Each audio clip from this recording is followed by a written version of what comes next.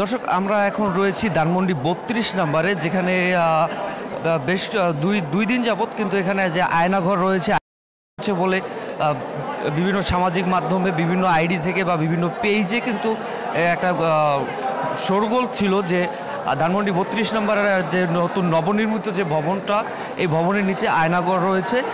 আমরা আসলে কিন্তু এখানে দেখতে এসেছি যে আয়নাঘর আছে কিনা। আপনারা জানেন যে কিছুক্ষণ আগে ফায়ার সার্ভিসের একটি ইউনিট এখানে যে পানি ছিল, এই আন্ডারগ্রাউন্ডের নিচে যে পানি ছিল, সেই পানিগুলো থেকে কিন্তু তারা অনেক খোঁজ করেছেন এবং শেষ করেছেন।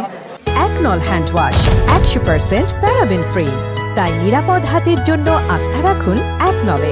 পরবর্তীতে কিন্তু আমরা যেটা দেখতে পাচ্ছি যে এখানকে যারা আগত যারা দর্শনার্থী বা উৎসুক যারা আছেন, যারা সামাজিক যোগাযোগ মাধ্যমে যারা জানতে পেরেছেন যে এখানে আয়নাঘর আছে, তারা কিন্তু এখানে ভিড় করেছেন। কিন্তু এখানে এখন পর্যন্ত কিন্তু এই যে সামাজিক যোগাযোগ মাধ্যমের যে তথ্য, এ ধরনের কোনো সত্যতা কিন্তু আমরা এখন পর্যন্ত পাওয়া যায়নি। এখানকার লোকজন, তারা যারা দর্শনার্থী যারা এখানে এসেছেন, তারাও কিন্তু বলছেন যে এটা আসলে সামাজিক যোগাযোগ মাধ্যমে গুজব রটানো হয়েছে।